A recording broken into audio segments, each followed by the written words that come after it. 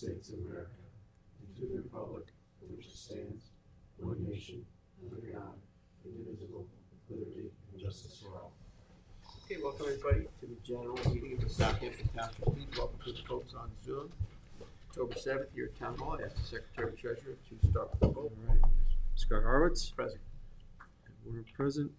Chip Marin. Here. Joe McLaughlin. Present. Matt Parsons. We're all here, Mr. President. Thank you, sir. All right, so just for information, we are having a special meeting coming up Tuesday, October 15th, for the purpose of discussing our budget. It will be 1 p.m. here at Town Hall. And then we will be on our regular schedule with our work session at 9:30 a.m. on the 21st of October, followed by our general session at 1 p.m. We have some communications which we will dispense with reading so we can get into the discussion. Second that. Seconded by Trustee Warner. All in favor? Aye. We're going to have a presentation by Mike Dole from the SOAR program. Mike? Now you can come on up, Mike. All right. Just in, Are you going to do, slides, yes. yep. You can stand by the podium, sure. So, hi everybody, my name is Mike Dole. Some of you know me from the new trustees. I'm the Associate Director of Shellfish Restoration and Aquaculture at Stony Brook University. I work with the lab of Dr. Chris Gobler. And I'm here today to ask your permission to expand on some oyster restoration work we've been doing in Shinnecock Bay as part of the Shinnecock Bay Restoration Program. And partners in this particular project, we're partnering with a program that's called the SOAR program, which stands for Supporting Oyster Aquaculture and Restoration. That's a national program that's run by Pew Charitable Trust and the Nature Conservancy. And I think some representatives from those organizations might be zooming in currently. But before I get into this project, I thought it would be helpful just to give a quick little background about the Shinnecock Bay Restoration Program. Scott and Ed, I know you know the program very well, so this is kind of just an update for you, but for the newer trustees, kind of just an introduction of what we've been doing for the past, going on a little over 12 years now with the Shinnecock Bay Restoration Program. So, I'm here for your benefit, so stop me and ask questions if you want, or if you want me to speed up, just give me a signal to make it quick. But it should be pretty brief, just a brief background. Where should I point this to advance? This first, it should. You just click the button at the top right.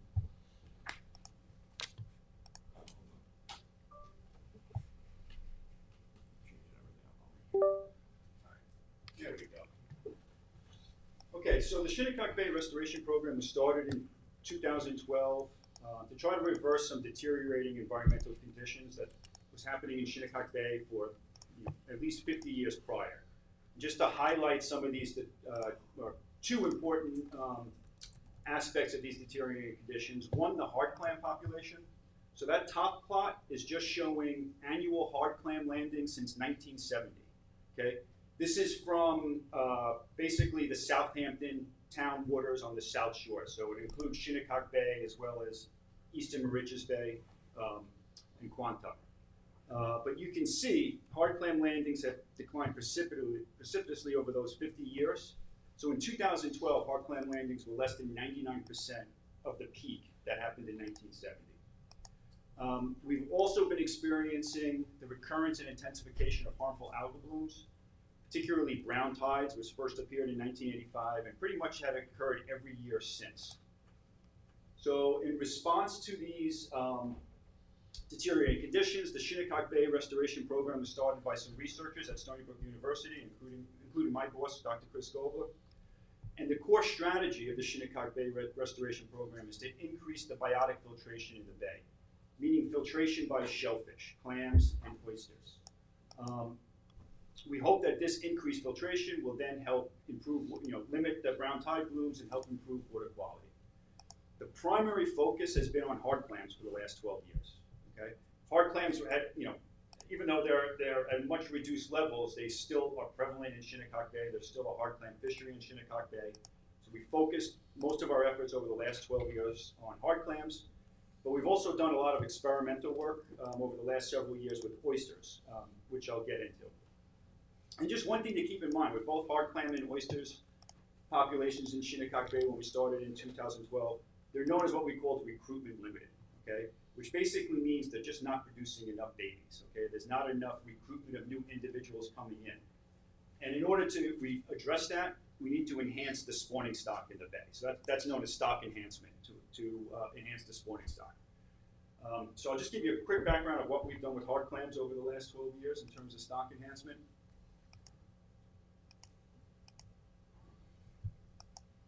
So the primary strategy was to establish spawner sanctuaries, okay? These are harvest-free areas where hard clams are planted in high densities to help increase fertilization and help increase the production of larvae. Okay, so we've worked with the trustees over the last 12 years to establish these spawner sanctuaries. Since 2012, we've established 6 spawner sanctuary areas. They're shown on the map here. As you'll notice, they're all in western Shinnecock Bay. And within each of these areas, we plant the clams at high densities on half-acre plots. So we don't just spread them out evenly over the area. We concentrate them on half-acre plots. This increases the density to help increase fertilization, because when they spawn, they're separate males and females. They spawn into the water, and fertilization happens in the water. So we try to get them as close together as possible. And then we selected western Shinnecock Bay because we did a lot of hydrodynamic modeling. And it showed, the hydrodynamic models show, and there's an example of the model on that bottom figure there. But the hydrodynamic models show that if we when clams spawn in western Shinnecock Bay, the larvae are going to be retained within the bay. Okay? So the first 2 weeks, larvae are part of the plankton, and they drift around with the currents.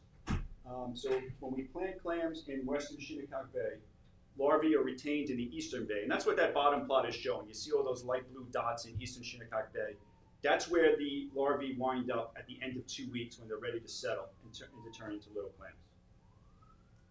And from 2012 to 2021, we planted nearly 5 million adult clams into these sanctuary areas at an average cost of over 30 cents a clam. So this was a significant effort, which obviously was an expensive effort, and a lot of money has gone into putting clams into these sanctuaries. So how's it worked? The answer is yes, and the results have been quite extraordinary. And I know a lot of you are familiar with it, but if not, I'm just going to run you through some of the results we've seen. First of all, we've seen an over 50-fold increase. These are based on our surveys. We do benthic surveys every year throughout Shinnecock Bay at the same sites, 66 sites we do annually throughout Shinnecock Bay. And there's been a 50-fold increase in clam densities in eastern Shinnecock Bay since 2015. That's showing up on the top figure. And this increase is mostly due to small clams. So the bars in that top figure are color-coded for clam size, and that orange is new recruits. So there's been a lot of increased recruitment into eastern Shinnecock Bay. Densities are up over 50-fold since 2015. And that's exactly where the hydrodynamic model said the larvae would go. So that really matches up nicely with the models that said that the larvae would be retained in eastern Shinnecock Bay. We've seen a small increase in western Shinnecock Bay, not as much, and there's reasons for that I won't get into here. But as you can see, we've had a tremendous increase in clam recruitment in eastern Shinnecock Bay. And this increase in clam densities has been tracked by the fishery. So this is now showing, this top graph is showing landings data from eastern and western Shinnecock Bay since 2008. Okay, the Shinnecock Bay Restoration Program was started in 2012. You can see after the start of creating these spawner sanctuaries, a real beautiful increase in hard clam landings. From 2012 all the way up, there was a peak in 2011. This is a 1,500% increase in landings in Shinnecock Bay since the Shinnecock Bay Restoration Program started. And to put that in a little bit more historical perspective, this is the plot I showed earlier, but now it's extended through to 2023. And hard clam landings in 2021 was the highest it's been in over 40 years. So you have to go back before the brown tide into the early 1980s to find landings as high as they are now. So it's really been It's really been quite impressive. I just also want to point out, I have a lot more data I could show, which I'm not. This is not happening anyplace else on Long Island. This is not happening in any of the other South Shore bays. This is only happening in Shinnecock Bay. And with all those increased clams and all that increased filtration that's happening in the water, we've also seen incredible improvements in water quality, which was the goal of the project. And I just want to point out there hasn't been a brown tide in 6 years. You know, knock on wood. This is wood, right? Okay, knock on wood. There hasn't been a brown tide in 6 years. This is the longest span without a brown tide since 1985, which you can see up in that figure there. There's been a lot of other incredible ecological effects that have happened in the bay since this program started, including the expanse of seagrass. So we've seen improvements in water clarity. We've seen well over 100 acres of new eelgrass taking hold. I'm not going to get into all, but we published a couple years ago, we published this paper, and I'm happy to, I'm sure you have it already, but I'm happy to send it out to whoever doesn't have it, where we get into the details of everything with the Shinnecock Bay Restoration Program. So if you want to learn more, I'm happy to send you that paper. So now, you know, we're turning our sights on oysters and trying to use some of the same strategies we did with clams to help restore oyster populations in Shinnecock Bay. And I just want to give you, and yes, that picture is from Shinnecock Bay. This is one of the reefs we've restored in Shinnecock Bay, and I'll show you a little more of this. But I just want to give you a background. Everything we've done so far with oysters has been very small scale, very experimental. And I just want to show you just some of that data, which kind of builds into what the logic for what we're proposing to do now. So unlike hard clams where we planted adult clams, those are all adult clams that we planted in the sanctuary. And the reason we planted adult clams is because when you plant clam seed, you're just feeding the crabs. Okay, we've planted millions of clam seed, and for the most part, we can't find a single one after a year. They really are just clam food. But by putting in adult clams that are spawning and then making way more larvae and way more babies than we could ever plant, you know, nature finds a way, and that strategy's worked. With oysters, we are able to plant juvenile oysters, and we plant something that's called spat-on shell. So at the Southampton Marine Station, we cure shell. Sometimes it's surf clam shell, we get oyster shell, whatever shell we can get. Shell is a limiting resource, but we cure it outside for over a year. We clean it with power washers. We bag it into mesh bags, which you can see in figure C. It's about 5 gallons of shell per bag. They're about yay big, okay? About the size of a cinder block. We then put them in setting tanks. We add oyster larvae to the setting tanks right when they're ready to set, and the oyster larvae set on the shell. You can see that in panel E. All those little dots on the shell, those are little oyster spat that have set on the shell. And then we take these bags, we bring them out into Shinnecock Bay, and they function like cinder blocks. We can build 3-dimensional structures. We build reefs with these shell bags, and then you can see in figure F what it looks like after a couple of years. So the oysters really, when we put them in, they do tremendous in Shinnecock Bay, especially over the first couple of years. We get fabulous growth. After about 4 years, the oysters are up to 8 inches big, which you can see in that bottom picture. I'm holding 2 of those. Those are about 4 or 5-year-old oysters that I'm holding in that bottom picture. Just unbelievable.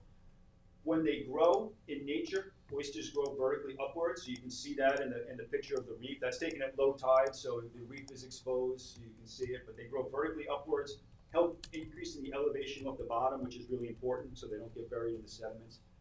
And we've just had this incredible growth. And that picture was taken 2.5 years after the shell bags were put out. Now, each year, some oysters die, just like in any population of anything. There's some oysters die. And after about 4 to 5 years, okay, survivorship is less than 10% of what we put out there. So really the lifespan of an oyster in Shinnecock Bay and pretty much across Long Island right now is about 4 to 5 years.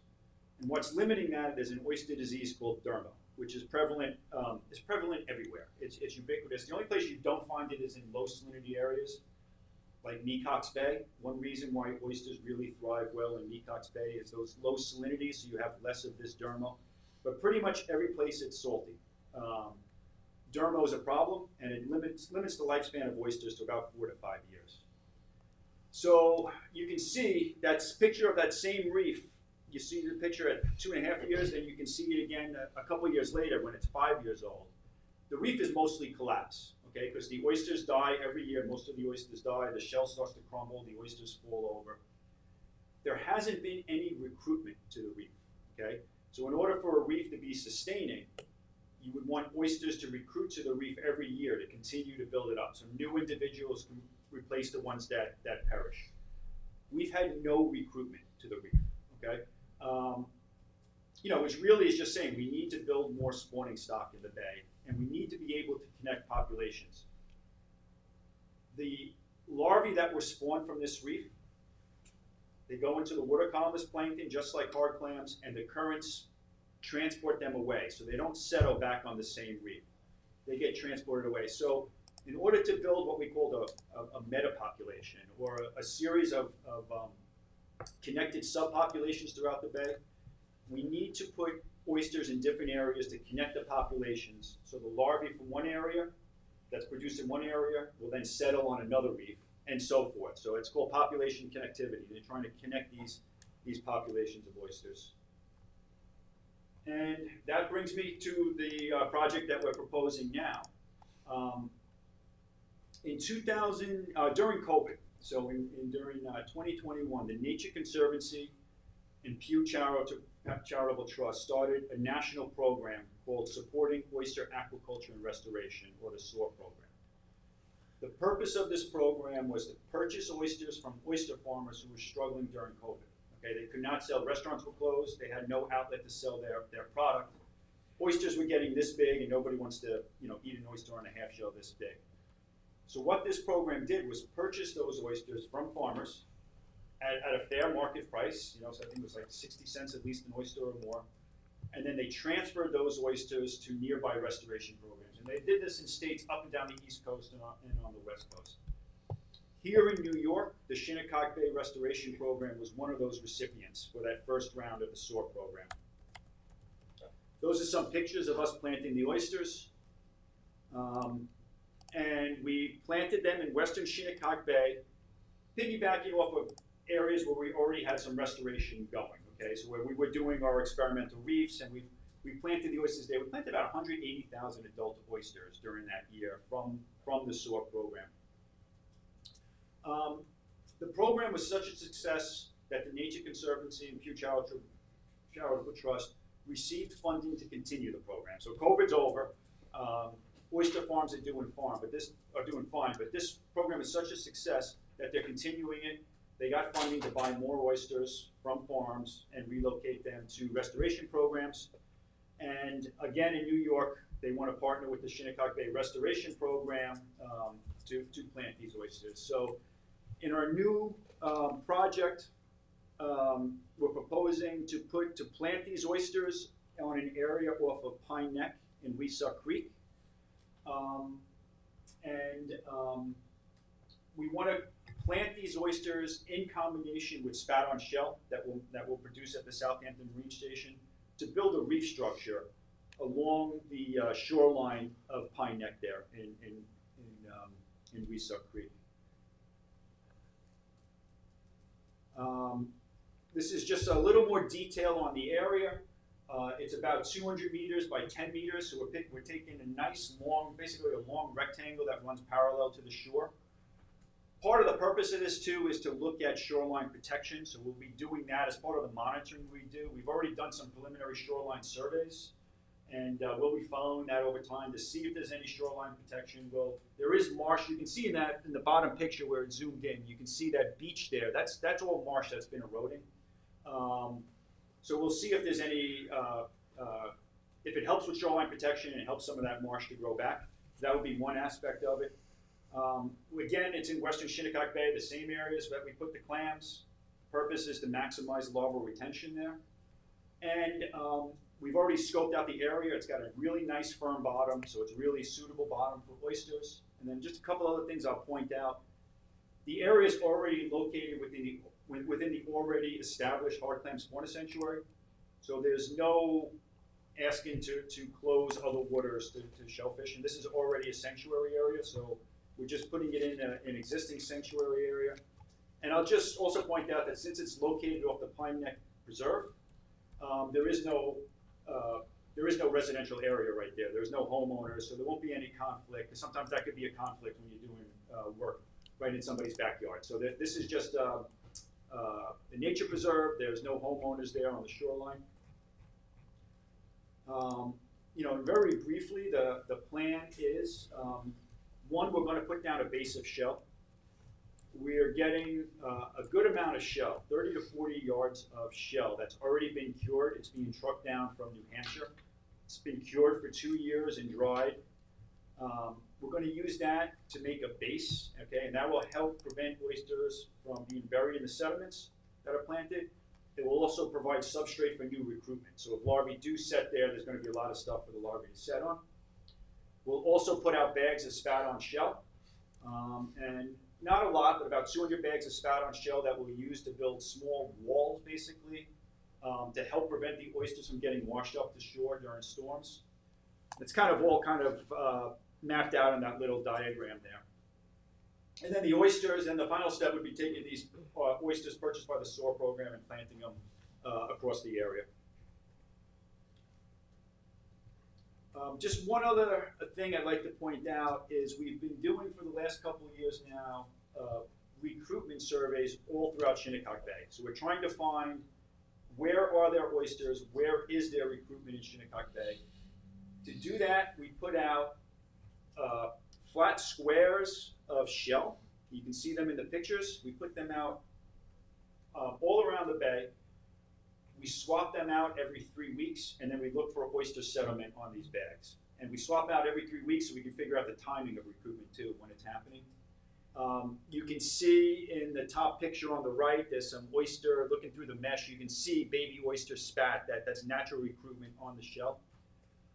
One thing that was really exciting and cool, this was the best recruitment year in Shinnecock for oysters that I've ever seen in Shinnecock Bay. Doing the oyster studies across Long Island, and I have to say this is a regional thing, this has been an incredible oyster recruitment year everywhere. But in Shinnecock Bay, we've already found the highest recruitment by the canal, by the Shinnecock Canal, which is quite interesting because the locks, right, only open up to let water flow from the Peconic Estuary there. So we think the larvae might be coming from oyster farms in the Peconic Estuary. Because water's not flowing anywhere, but there's really good amount of recruitment right around the canal. Like if you go to Cowfish and you look on the rocks on the shore there, there's just a beautiful oyster set all over there. Our recruitment bags in that area, on each one of those squares, which are about, they're a 1/4 meter squared, so it's a 1/2 meter by a 1/2 meter, we were getting 100 recruits per one of those flat bags, which the most we ever got before that was less than 10. 2, 3, 4. We're getting 100 recruits per bag. That equates to 400 per meter squared. So this is really exciting. This is something to build off of, and something I will most likely be coming back to talk to you about in the future is expanding restoration into this area, not necessarily to put oysters, but just to put substrate. Try to get shell down and some innovative ways along shorelines just to put substrate down for oysters to set, and then let nature, let nature do what nature does there.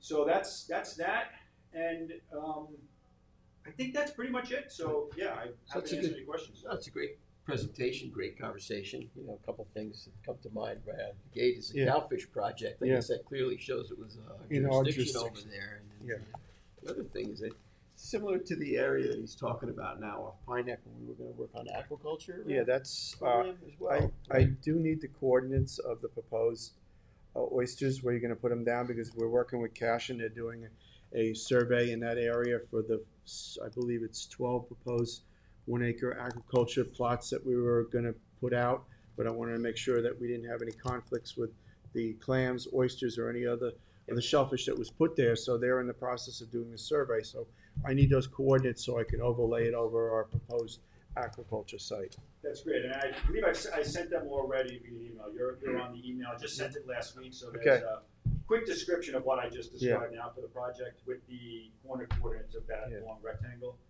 And in our previous meeting, we looked at the proposed areas for the aquaculture plots in relation to this, and there is no overlap. They're close, but There's one in Stones Creek and Phillips's Creek where they did do a survey and they found some giant oysters. So there's one of those Okay. sites we're gonna have to give up. But Gotcha. all the other ones, there was no conflicts. Great. So, which is good. Familiar with the area I live What's right. the approximate salinity up there where we are proposing to put that shell? I mean, the salinity is pretty constant throughout Shinnecock Bay, so we're looking in like the upper 20s or so. So there really isn't that I know of any low salinity areas in Shinnecock Bay. Yeah, and if I'm wrong, please tell me because I don't really know of any low salinity areas in the bay.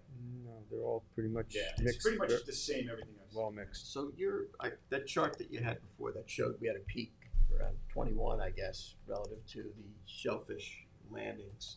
Yep, the And hard you clams. The hard clams, yeah, the hard clams. So you see it coming off of that now and heading in the Yeah. other direction. I mean, Yeah. you know, understand not everything goes straight up. You have these variations of ups and downs. But are you looking at that? Are you thinking that there's any cause for concern or balance issues there? So I think, and you're right. I mean, it was nice to see it go. It was like 5 or 6 years in a row. It just kept going up and up and up. And then the last 2 years, it's come down a little bit. What I think is, yes, it's level. We're leveling off around an area, around the harvest level. Okay, there was so many clams planted in the Western Bay. They're producing so many larvae, and I think we're kind of flattening out right now. And there'll be interannual variability, so there'll be differences from year to year. So I think we'll see that bounce around a certain line. I think right now there's a couple points. There's no need for concern. I don't think. I think longer term, we need to think about restocking these sanctuaries in the future. We monitor survivorship. It's been terrific. One thing about clams, they live a long time. We haven't had any predation problems. Again, knock on wood. So a lot of these sanctuaries that we planted 12 years ago, they've been paying returns every single year. I mean, survivorship is still near 100% in a lot of these sanctuaries that we planted. But eventually the clams will die, right? And eventually, we got to think about putting more clams in. I mean, my concern is for the sustainability of this resource for our local baymen. I mean, it's such an important part of our maritime heritage.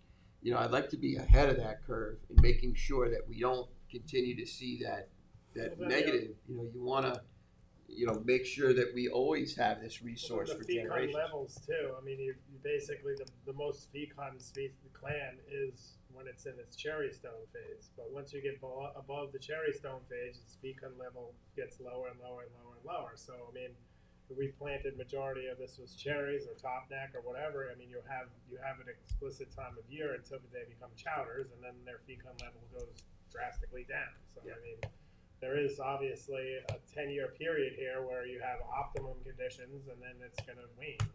Yeah. So and I don't know what size you actually planted out over the period of time. I mean, that's obviously data that's in some scrapbook somewhere. Yeah, no, great point. Another reason restocking, sometime in the future. We think about restocking. I mean, as far as the size, most of them were actually little necks that we planted. Yeah, so you had 10 years, Yeah, so 15 years of decent production. So what do we have to do to get ahead of the curve on this restocking situation? So, just another really, well, I mean, as far as restocking, I think that's a matter of funding in the future. We got a lot of the funding through the Shinnecock Bay Restoration Program, and so that would be something if it, as it continues, this is private foundation money that mostly has funded this project.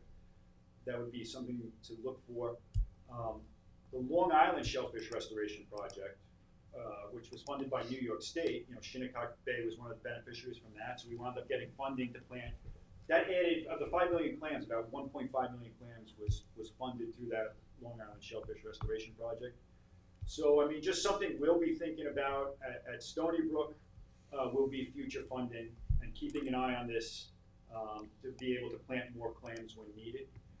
But one really cool thing I kind of just want to, I think you'll be really interested in this. I mean, I think with the system that we've created, putting spawner sanctuaries in western Shinnecock Bay to provide larvae and set in eastern Shinnecock Bay, I think we've really established what I would call a sustainable hard clam fishery. Another thing that the hydrodynamic model showed, I didn't show it here, but clams that spawn in eastern Shinnecock Bay, within 3 days, all that larvae is exported out into the Atlantic Ocean. Goes right through the inlet. So those clams that are in the eastern bay really are not contributing to the population anymore. Okay, their larvae are all getting exported. With that said, I mean, the fishery can harvest those clams, take advantage of that resource without doing any harm to the population. It's really a sustainable fishery, and so as long as we can keep the recruitment going, right? Keep the larvae going with the clams that are planted in the Western Bay, that fishery is very sustainable, and people can keep I mean, that's great, because then we could all focus our efforts on making sure that there's restocking of those sanctuaries, and we can get ahead of that curve. Yeah. Because I just, my concern is for the baymen. I mean, it's such a part of our heritage, and we've all worked so hard. There was a lot of stakeholder, skin in the game with this, with closing off Tiana Bay and making it a sanctuary, and that this whole Pine Neck area to the west. You had a lot of people that invested in this, and I want to make sure that those investments are paying these dividends of the hard clam harvest for generations to come. And what I'm hearing now is actually good news, because I think that if we all work together, we can continue with a sustainable restocking of this, and water quality hopefully will improve with other enhancements that we do in the upland, with people upgrading septic systems and dealing with better runoff practices. This is something that could be a good story for the long haul. I'm also wondering too, there's some sort of way that we could facilitate some sort of program that would hire some baymen to, harvest from the Eastern Bay and then just bring them to the Western Bay and dump them in plots. I think they might be able to do it efficiently. I think that's a great idea. Funny enough, when we were planting clams from 2012 to 2021, the last clams that we planted were in 2021. But during that period, most of the clams are wild harvested from Long Island. Okay, the bays, and most of them were coming from Long Island Sound at the beginning of the program. Then the clam fishery started really taking off in the Eastern Bay, and we are purchasing basically the clams from local distributors, right? So primarily there was Captree Clam, and then Ocean Rich were the two distributors. And funny enough, by the end of the project, a lot of the clams that we were purchasing from the clam distributors were coming from Eastern Shinnecock Bay, because the fishery was growing so much. So we were doing that. We were buying clams that were harvested in Eastern Shinnecock Bay and then planting them in Western We're Shinnecock recycling Bay. too now. Yeah. Can I ask a quick question? There was some information that I just ran across that there is another. I don't know if it's another oyster disease, but it's a pretty critical disease that is going on from Louisiana to the Northeast right now, that has just been showing that I don't know if it's derma, I don't know if it's MSX, but they don't think it is. Do you have, and I know you had correspondence with a lot of these, are we putting a lot of efforts in on something that might get wiped out? Should we be pacing ourselves, because there is a big die-off going on currently? And do we know what disease that actually is? Yeah, so I'm not 100% sure. I mean, exactly the disease you're referring to. There's a few things going on. Dermo is ubiquitous; it's everywhere. Okay, and at the hatchery level, there's a lot of work to try to build resistant strains, right? So you're taking basically your survivors. We're doing that. We're taking the 5-year-old oysters that have been living for 5 years, that have survived for 5 years in Shinnecock Bay. We're spawning them to make larvae, because we figured, hey, they survived this long. There's something good going on there. So, as far as some of the other oyster diseases, there's juvenile oyster disease. You mentioned MXS. We haven't seen that in Shinnecock Bay. I've seen it in other places on Long Island. One thing that you might be referring to that's really caused a lot of concern is that there's actually a virus, and it's decimating oyster populations in Europe. And I live in Australia, and it's actually oddly enough, it's a herpes virus. It's related to herpes, and so horrible headlines when you say oysters have herpes. So there's a lot of concern that this virus, but I'm not. It's an East Coast. It's affecting the East Coast oyster, and it just came out, and it's like, I don't. So I'd like to know before we put all our eggs in one basket and let's do this oyster reef. Let's get some resistance. Let's make sure we breed in the resistance as we find out what this disease actually is. And Yeah. And I believe it's MSX that's mostly, the oysters are a lot more susceptible to death of MSX when they have a considerable amount of silt on them or mudding. So like with the area of Pine Neck where you're talking, it is site specific. If you have a better shot at oysters living when you put them in an area that's a hard bottom or. Yeah, So. exactly. And that was one of the reasons for selecting this area. It's a really nice bottom, and that's also the reason that we're putting a base of shell down, which is a lot of shell. And it's historically been a very good area, and it would be interesting to see if it The area that was chosen, I'm familiar with it because I work with the people from Pew, and I said that was a good area because back when I used to clam, scratch rake, there was a rocks and a lot of cobble there. So you really didn't have that muddy bottom, which is a little further offshore. So when you put an oyster down, it's not going to bury up. So it's a good spot. But I have a question. This year we got 1 million clams from Cornell, and they were very small. We planted them. What size would you recommend? Instead of getting 1 million clams, would it be better if we have Cornell maybe grow the clams for another season and get 100,000 clams that would survive a little better? I mean, Yes. because I've been doing this as a trustee for 18 years, and long before that as a bayman, and we used to get the clams and put them on our racks and grow them. And it seems like there was a certain size clam that would really have a good, chance to survive. And I don't want to be putting 100,000 clams out there and having them eaten by green crabs and blue crabs. Yeah, and that's really been the case, and that's kind of been a lesson that hasn't been learned for decades now on Long Island. And a lot of seed clams go in. We've done a lot of monitoring, not just in Shinnecock Bay, but in other bays, planting clam seed. When the seed is about 10 millimeters, we're not, or less than 10 millimeters, we're recovering none, basically. I mean, almost 100% mortality. And that's about the size, maybe 10 is about the size you get to in one season with the hatchery process. So really they need to kind of be overwintered and grown a little more. And there's some. And that's almost impossible to do in a flupsy. Maybe now we can because of global warming, but I mean it's almost virtually impossible to overwinter. Yeah, and some people I don't know if like Barley out in East Hampton. I mean he'll overwinter them in cages, just to keep them going and then start again the following year. So, but you can't do massive scale also, right? You just don't have. It's really hard to do massive scale like that. So, but still, as far as directly answering the size, around 20 millimeters. When we plant about 20 millimeters. We've seen about 20-25% survival, so that's a pretty good size. But still, that will take more than probably more than a year. Like maybe some of your fastest growing clam seed might get that big in a year, but it probably is they're going to need to be overwintered. So what makes more sense to do with the resources that we put into these smaller?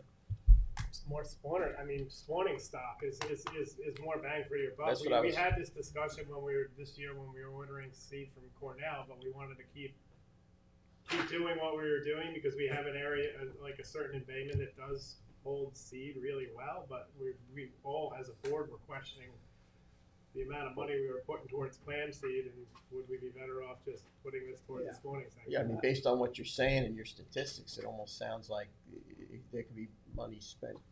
I see John wants to get in on this. Well, you got to get up there, John. Yeah, you can't speak from there. As far as That's John Sellier. As far as getting spawning stock, you don't have to buy it. You go up to the Peconic River, get 10 guys to volunteer diggers, and you get plenty of clams, the local clams, and then you can enhance your spawning areas. I mean, we did it for years when I was a trustee. Yeah. Hasn't been done in quite a long time, and we got permits from the DEC. We got between 10 and 15 diggers up there. Some days we got 300 bushels. I mean, Eddie and I alone did 40 bushels, a couple hours. I'd love to see the money go towards something like that rather than so That's what I'm saying. It's like if you're seeing 100% mortality. I mean, we could go up there and survey it, but go through, tell the DEC we're going to go over to the Bay Council one day and look at it. But there were a lot of healthy little necks there, right up to giant chowders, and all around Colonel's Island, west of they wouldn't let us go west of the bridge because of the sewage outfall, but all around Colonel's Island, just east of Colonel's Island, in front of, what was it, Evergreen Road? Yeah, Evergreen Road. Road. Yep. There were a lot of clams there. I mean, dense population. Yeah, it makes so more sense. you'd get a tremendous amount of clams locally to put in as fauna sanctuaries. And one other thing I just want to mention, like you said, 2021, and then you've seen it come off. When the data is collected for this year, you will see probably a record harvest for Shinnecock Bay. Yeah, that's what I like to Yeah, hear. so it's definitely, when it's all said and done, you'll see higher. John, I'd like to keep that going. Let me, I'm glad you said that, because let me just go back one slide. Take a look at this. Hold on. Look at, so that's our surveys, the top plot. And in 2022, we had a massive hard clam recruitment year. You see that big spike it's looking at the top plot all the way to that big bar. And that orange, that's all new recruits. So we had a massive recruitment year in 2022. That would make, Which would make sense. anecdotally, Yeah. Yeah. I can agree with that. Yeah. What are those colors in these what are those different colors? On Yellow. the bottom? I can't see it, but The bottom? yeah, that bottom. So that's a heat map of clam density. Oh. So it's so basically the yellow is the highest densities, and the bluers are the low densities. So when you look at Western Shinnecock Bay, it's really less than 1 clam per meter squared was most of Western Shinnecock Bay, and they're mostly big clams. They're mostly chowders and cherries. And then in Eastern Shinnecock Bay, we got densities up to like 40 clams per meter squared in some places, and it's mostly little clams. Again, those colors match up with what I say. Yeah. Thank you, John. It's good. We're in agreement. Cool. And I think that's an incredible. So a program like that, I mean, I think would be incredible. It also reminds me, like on a lot. The state used to do a transplant program at Raritan Bay for a long time. I was going to ask you about that. Yeah, but to do a transplant program like that makes a lot of sense, and then using the funds to support, to pay There the is some maintenance. nuances of putting we ran into this when we spoke before about the Mecox one, but I think we could possibly get around it. But taking closed areas and putting it into open areas, but then there's spawner sanctuary areas. There is some nuances, but I think with help from you guys as well to work with the DEC. Instead of just the trustee board going and applying for a permit like this, if you have a cohesive effort with a bunch of entities and say, look, we've had this resource, let us use it. But they're protecting people's interest of health concerns. Sure. Yeah. So there is an issue. Well, the stumbling block by us using the Peconic Bay was the red tide in the springtime. They didn't want us to catch the shellfish, bring it over here and put it in. But if we take it, because Western Shinnecock Bay is like the epicenter on the south shore for the red tide. So my thought would be if we take it out of the Peconic River where there is some and put it over here, it's already closed to, harvest because it's a sanctuary and it's already, has tainted with the red algae. But maybe working with you and a recommendation to the DEC for us to do these transplants, because I would love to go up there and catch those clams, because the last time we worked up there was so many clams up there, and they were literally all the way from the size of a pea to the size of a coconut. Mm-hmm. So and what I've seen is when we do plant those clams, whether it's in Mill Creek or in Sabonic or in Cold Springs, a year or two later we seem to get a substantial set from them. So they are very good spawning stock. Yeah, no, I think it's a great idea. It'd be a mechanism to continue to restock the Western sanctuaries. To keep this going.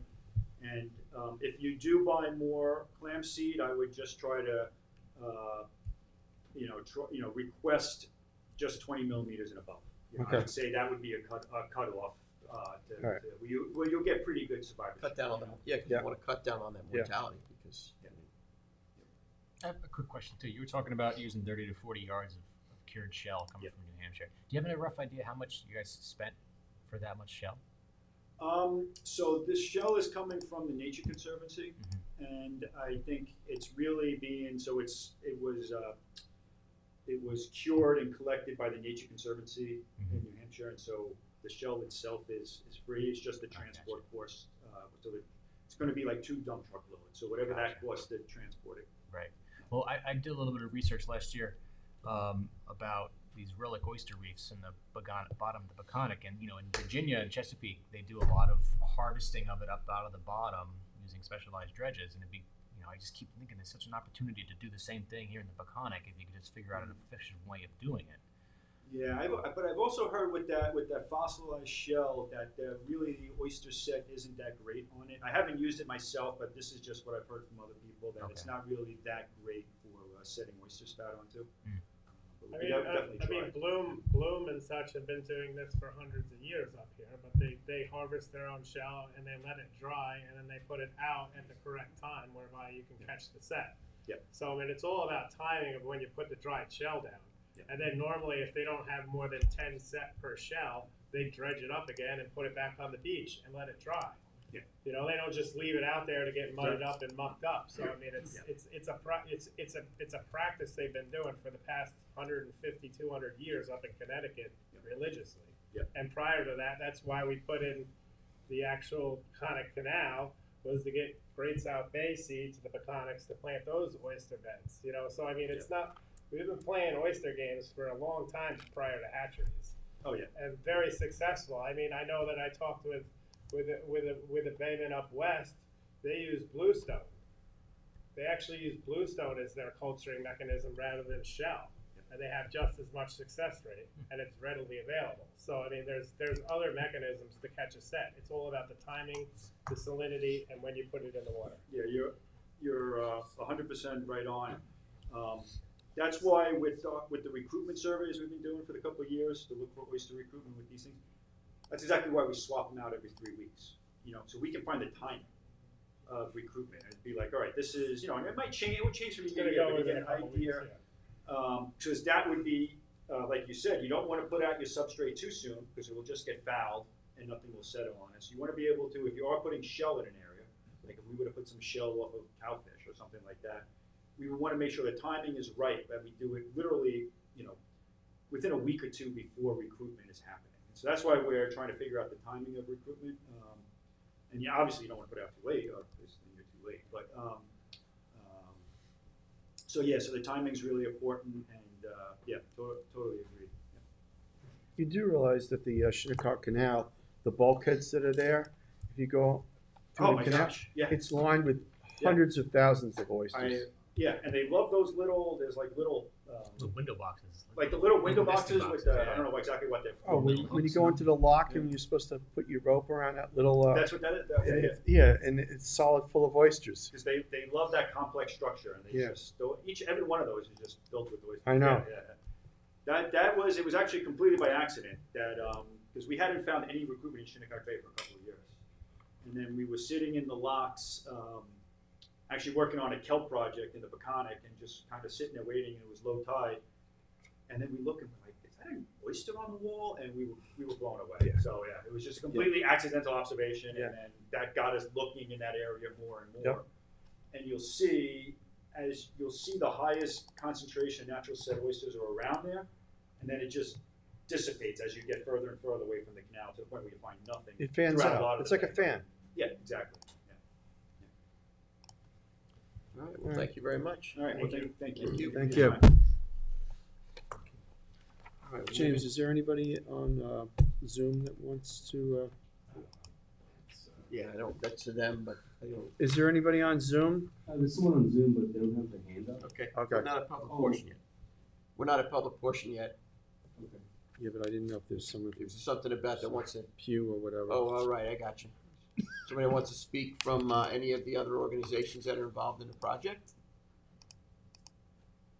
No one else is up there. Okay. Okay. All right, so we have a public hearing, right? Yep. Got a notice of public hearing on amendment of Blue Book A340, amending the management of parks and the clean of the waters in the town of Southampton, Article 2, Section 10, regarding hard clams. I'll make a motion to open the public hearing. I'll second it. Seconded, Trustee Warner, all in favor? Aye. All right, so the public hearing is open. I see Special Counsel Lombardo is going to address the board and public.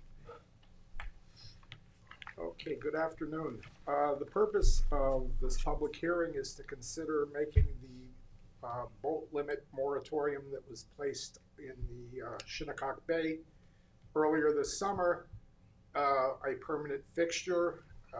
That was the purpose of the hearing for today. It will put a limit of 2,000 hard clams per day per boat. And this is something which I've been told by the sponsors as something which is helpful in the management of the fishery. Okay. Thank you, Joseph. This hard clam limit of 2,000 was specifically designed for eastern and western Shinnecock Bay. It doesn't take in consideration the rest of the town. So it'll be just for that particular area. Yes, For those particular areas. when we put the moratorium in, we put it on the website, gave the coordinates and the locations Yep. that it would apply to. And again, this will just make it permanent. Okay. Is there anybody in the public that would like to speak about this topic? Anybody on Zoom? Your hand up. Not about this. Okay. Just for devil's advocate, could someone use 2 boats and go out and get 2,000, come in, switch boats, and It's get per 2,000? it's per license. I heard per boat per day. Is it are we gonna be able to, is the guy gonna be able to put up 2,000 quick in eastern Shinnecock and then go to western Shinnecock and put up 2,000? No, it's both. Both, they're separate, No, 2,000 entities? no, it's one for. It's 2,000 for either area. For both areas, so somebody can No, you put can their, 2,000 for either if you're gonna work in eastern or western. That's the that's limit. it. You're That's done. it. For Then you can go, Shinnecock, then you could go to Peconic, yeah, and you go to Peconic or Moriches Bay or someplace else in the town if you so so you can't desire. go over it, you can hook up to Moriches and try and put Yes. out the bigs if you want? Yep. Alright. Yep. So it's possession limit, so. Yes. Right, so from the enforcement perspective, how is that gonna be handled, Joseph? Gonna have to depend on the Bay Constables. That's the enforcement mechanism that we have in place. I mean, you're saying it's like not for other areas, and it's specifically for taken from Shinnecock, so if someone was someplace else before and then shows up in Shinnecock, Or you need to so have, they're possessing more than 2,000 at that point in You time. need- The legalities of the state tagging system and shellfish Yeah. laws are gonna help jurisdict that. That's what I was yeah, because trying if to you get were on working record. in Moriches Bay in the morning and you had 500 clams, you'd have the clams tagged SS12. Your shellfish log would read that you work from 6 to 10 o'clock, and then each one of the areas you need to specifically tag with specific areas and keep a log of those areas Right. that we harvest. Thank you, because that's what I wanted to get on the record. I was gonna have to defer to. Yeah, to that's what I Trustee wanted, Warner on Yeah. that mechanism. that's what I So wanted to it's get. very- Thank you for it's okay. clarifying that for It's accountable. Yep. the hearing, thank you. I would recommend you close the hearing at this time. All right, if we don't, anybody else? Nobody else is gonna speak, there's nobody on Zoom, then I'd make a motion to close the public hearing. I will second that. Second. Hold on. Did you, Is it just? You gotta speak from here, John. Today's hearing specific to the 2,000 clam limit solely, or I know that several months ago there had been some discussion about coming up with possibly a program for endorsements That- Yeah, that That's was not gonna dealing be- with this, of license. You're not gonna do that? not today. Not today. That's not part of this, we just wanna take but care he of can this. speak to, he's allowed to talk to You- his concerns you- of the issue. Once we close the 2,000, as far as your concerns of,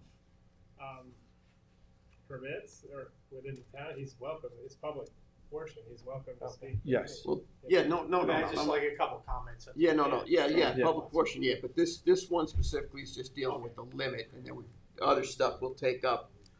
Okay. Yeah, this is just for the 2,000 limit. And then if you wanna speak on the other one, the public portion, that's gonna require another public hearing as well, so. Okay, but he can still speak to it today. Oh, absolutely. Yeah, yeah. 100%. Yeah, It absolutely, would be just- good because it would have more board to digest of the concerns of the baymen of what their thoughts are on other issues. Yeah, that's the Correct. public portion, this is just dealing with this specific 2,000 limit. So, So, Ed, you wanna make the motion? Motion. I already We motioned. have a motion and a second already. second. I Seconded need by, all in favor. aye. Aye. okay. That's closed. Now, we can switch to Public portion. public portion. Now, so anybody that wants to speak, so let's start off with Just, John. John Semler, just a few comments relative to what we had spoken about a few months prior. I know that Brookhaven Town, and I think Chip Marin had some discussions with managers in Brookhaven, shellfish managers, that they have an endorsement program where you may be able to have a shellfish permit for the town as a whole, but you, in order to work in specific areas, let's say use Shinnecock East for an example, you'd have to have an endorsement. And there was some discussion of possibly having, in order to be eligible for that, let's say, just to throw some numbers out, in the last 10 years, you would have to have had a license for 3 or 4 years in order to be eligible to continue to harvest in eastern Shinnecock with an endorsement. I mean, we're going through these great pains too, with spawning sanctuaries and all the study and the movement of the spat throughout the water, and it's all for naught if we don't have a finite amount of effort, license, new licenses and so forth. That's not to say that I don't think people should be able to get licenses. I think like a young person who has gone to school here, lived there a whole life, and they want to get a shellfish permit, a commercial shellfish permit. I think there should be some kind of an avenue for that, or a conduit to some kind of an apprenticeship that allows them. But in the last several years, we've seen a number of people that have moved in here with, some with questionable information in order to get a license. And I think we have to be cognizant of the fact that if we don't pull it in, then we're going to be in a situation that Scott just referenced, having concern, where we're going to see a dive in our shellfish populations. And if we could stay at a sustainable level and figure out what amount of effort is feasible to keep things, promulgate the shellfish populations, then I think that's, we have to think about those things. But the endorsement, I think it would be helpful. We have to figure out where we go before we break off. Right. I think what you need to do is you want to find that equilibrium where those sanctuaries are sustaining this, right, and you don't want to go beyond that and see that trend continue to dive. It's harder to get that back. So now that we are where we are, we've got this plane cruising at a beautiful, smooth, no turbulence altitude here. I think we need to keep it there. And we also, it's great. We've had people like myself and Ed and Timmy and dozens of other, baymen have put in a lot of effort in. I mean, we grew sea clams and racks in Weesup Creek. We've done transplants. We've been very community minded, and we're the ones that want things. Our livelihoods just depend on it being sustainable. So we've put a lot of effort in over time, and when you have some people that just are opportunists and they just arrive when after you did all this work and everything is wonderful, and somebody just jumps in, I think we have to safeguard against that. And I agree. I just want to quick speak to, so there's some clarity, because there was even some confusion before we were in executive session. Currently, there's a moratorium on any shellfish permits for 6 months in the town of Southampton. Commercial shellfish permits. There's a possibility we may have to roll that in farther as we discuss other ideas to, like you say, maintain the shellfish population as a sustainable resource. The endorsement is definitely a topic of discussion. I believe it has a lot of very good credence because it is protecting a resource that there was so much effort, as you said, put in to make that resource finally come alive again. We saw the statistical data. Eastern Shinnecock had no production for quite a long time. The beauty of the endorsement is, I believe, it's not going to necessarily inhibit people to continue to try and be baymen. So you're gonna have a young fella that comes along and says, I want to be a bayman, okay? But unfortunately, you're not going to be able to jump right on the gravy train as a bayman. You're going to have to go to other embayments, of which we have plenty in the town of Southampton. You're going to have to go and work for 3 to 4 years, whatever number we come up with, and work on the bay and scratch out a living in these other embayments, whereby then you can get an endorsement to work Shinnecock Bay. But it can't just be a gravy train whereby you jump in, like you say, somebody from up west sees the resource, jumps in for the hot shot, and then is out of there. You're gonna have to put your time in. So go ahead. I know that there is a precedent-setting case about denying people's access to shellfish permits, and it's the Hassan versus the town of East Hampton case. It was in the early '80s, I believe, and the judge said basically you cannot deny somebody a shellfish permit when they move in because it's an infringement or an impairment on interstate commerce. But the endorsement addresses that because you're not denying somebody a license, you're just dictating or managing how they can use it. So to me, it works. Yeah. So John, like I said, we had a lot of public hearings ahead of the formation of these sanctuaries where everybody gave up some space. Everybody has invested in this. We've all got skin in the game. Nobody wants to see this fail. When I prosecuted the Brookhaven Bayman case on behalf of this board, I became very familiar with the Hassan case. So Yeah. we definitely will keep it in mind. Yeah. So you know what? Keep a look on the radar for future public hearings on this, because obviously you're speaking in public portion. But just like we dealt specifically with the 2,000 limit at that public hearing, we'll have more specific public hearing on this situation. But great commentary, thank you. Is there anybody else that wants to speak in public portion? It could be on any topic, obviously public portion. It could be on the same topic. You can state your name for the record and take a few My name minutes. is Tim Farrell. I just want to reiterate what John said, and then I just have two general comments. The first is the clam always spawns best when it comes from someplace else. If you take the same clam out of the same bay, it doesn't spawn. That's my family's opinion and my opinion, and my father, my grandfather. When you take a clam, say you take it from somewhere else and you put him in a new body of water, he thinks it's a totally different place. He thinks he's an invasive species, and he spawns and he spawns.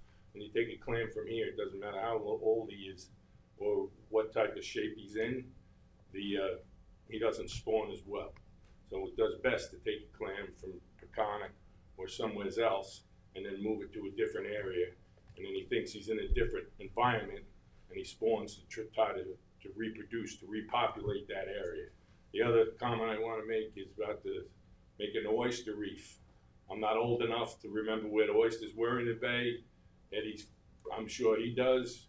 So you can put things that you think are going to survive in a certain area. Mother Nature made them there at one point for a reason, because the environment was right there.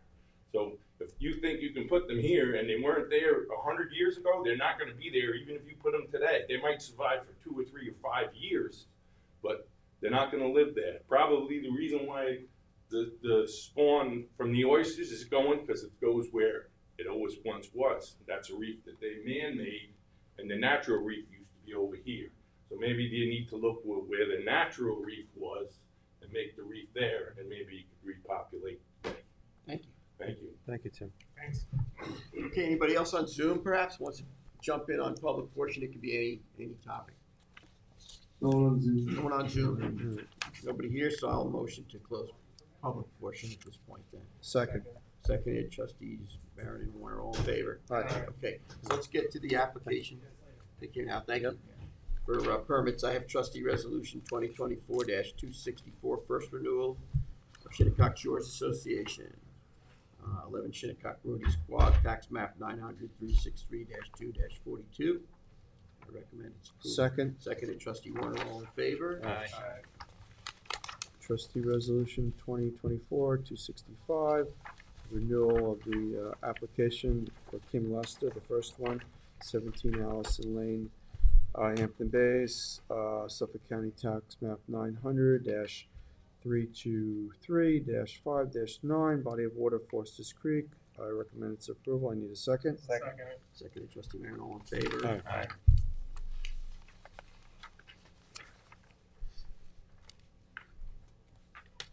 Here's you, Chip. Oh, sorry. All right, trustees, 2024-266.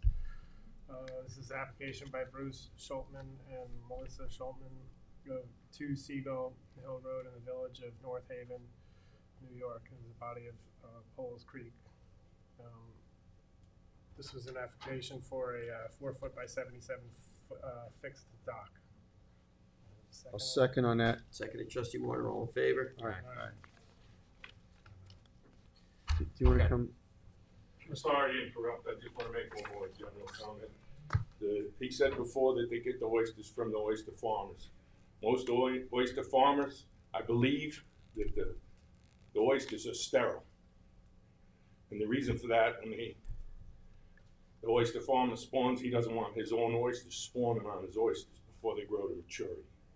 So when you're buying an oyster from an oyster farm, that oyster, a certain percentage of it is sterile. Just a general comment. Thank you. Thank you. Thank you. Thank you. I got trustee resolution 2024-267, application of trumpets at 58 South Bay Avenue in Eastport. This was the renewal. They had for an expired permit that they started to work on after the expiration. Could I get a second for this? I'll second on that. Myself and trustee Warner, all in favor? Aye. Bless Okay. you. Bless you. Trustee Resolution 2024-268 authorizes the contribution to the Sag Harbor Water Quality Initiative for 2024. We've given money in the past. Mary and Eddie came here before us last meeting asking for a contribution this year, and I believe we're going to pledge $2,000 towards that program, which we have in the past, so I recommend its approval. I need a second. Seconded, trustee Parsons, all in favor? Aye. Trustee Resolution 2024-269, notice of adoption of the Blue Book A340, amending the management and products of the water of the town of Southampton, Article 2, shellfish. We had a public hearing today. We closed it. I'd like to put forward this resolution. Seconded, Second all on in it. favor? Aye. Thank you. Trustee Resolution 2024-270, notice of public hearing on trustees' proposed 2025 budget. Special meeting, I believe it's Tuesday, October 15th at 1 o'clock. I recommend it, that we approve it. I'll second Any that. second on Trustee it? McLaughlin, all in favor? Aye. Okay, we've got 2024-271, recall and amend resolution 2024 TRUS-175 to authorize the continuation of retaining the professional services of Joseph Lombardo for legal consultation. 2024-175 was adopted on June 16th, authorizing payment for professional services. Whereas that resolution shall be recalled and amended to amend the amount not to exceed $25,000 to an amount not to exceed $35,000. Recommend its approval. Second. Motion seconded, trustee Warner, all in favor? Aye. Trustee Resolution 2024-272, authorize expenditure for Bobcat repair for the 2017 T650. We discussed this, needs to be fixed, so I recommend. Seconded, trustee McLaughlin, all in favor? Aye. We have trustee resolution 2024-273. This is for the Shinnecock Indian Nation beach driving permits for 2025, whereas there's been a long history of cooperation between the trustees and the freeholders and commonality of the town of Southampton and the Shinnecock Indian Nation, whereas there have been recent discussions between the Shinnecock Indian Nation and the village of Southampton regarding the use of certain roads to provide access to ocean beaches, whereas the town trustees wish to support the Shinnecock Nation maintaining their heritage of accessing the ocean beach. From the town trustee and village roads, now therefore be it resolved that the town trustees shall donate 36 4x4 beach driving permits to the tribal council of the Shinnecock Indian Nation to be distributed at no cost to tribal members of their selection. And be it further resolved that the tribal council shall provide the town trustees with the necessary personal information of the selected tribal members and their vehicle to authorize the issuance of the permit, and once issued, the town trustees shall provide the permits to the tribal council for distribution. Seconded, trustee McLaughlin, all in favor? Aye. Aye. Trustee Resolution 2025-274, warrant number 16 of 2024 for $15,509.90. The check register reads as Automotive Retail Inc., $566.34. Bobcat L.I. Medford, $1,811.96. Boston Sweeney Inc., $260. Constructs LLC, $203.65. Elm Financial Services, $3,567.96. Fisher Signs Shirts LLC, $700. Inner Signs, $45. Lopez Equipment Corporation, $109.71. Nugent Potter, $96.98. James Olivo, $26.87.50. PSEGLI would be $105.55.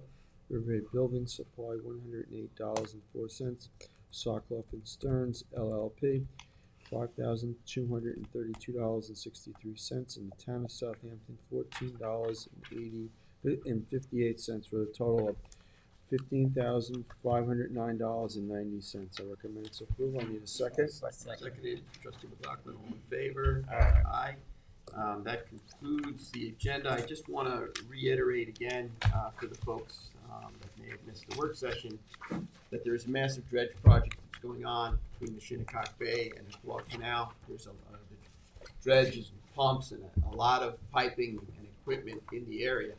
It's currently in the Quad Canal area with all kinds of hose and pipes.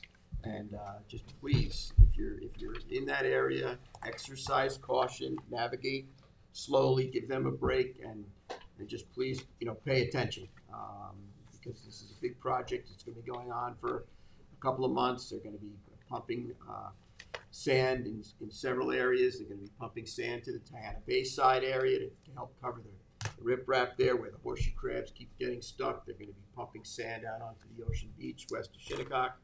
And then they're going to also be pumping sand to a trustee area that's to the south of where Shagwong Marina is in Hampton Bays. I did take my boat up into the Quad Canal yesterday to check on this, and there's quite a bit of equipment there. I just think from just a safety perspective and a public notice to mariners, please pay attention when you're going in that area and exercise caution. Okay, so I don't know if anyone else has anything to add. Not on that. Good. But one other thing, the Shinnecock locks are fixed, so people can navigate safely through there, and our pump out boat program will be up and running, and so that we can take some of the effluent out of the boats, so that people can put them away for the winter. Cornell has done their shellfish reseeding that the trustees do every year. They put the oysters in Diana Bay to add to the shellfish sanctuary that Cornell and the college have established there. And we also put spat on shell in Quannock Bay to see how they will live there and maybe add to that in a future time if everything grows well. The scallops and clams, they were put in Shinnecock Bay and also in Cold Springs. There will be maps in our office printed out of the shellfish locations, the seating locations for the public in the future. Great, thank you. Anybody else? All right, so I think what we can do, we don't have any more exec. We're done with that for today. So I'll make a motion to adjourn. Second. Seconded by trustee Warner, all in favor? Aye. Okay, have a great afternoon, everybody. Thank you. Not too bad. Now we have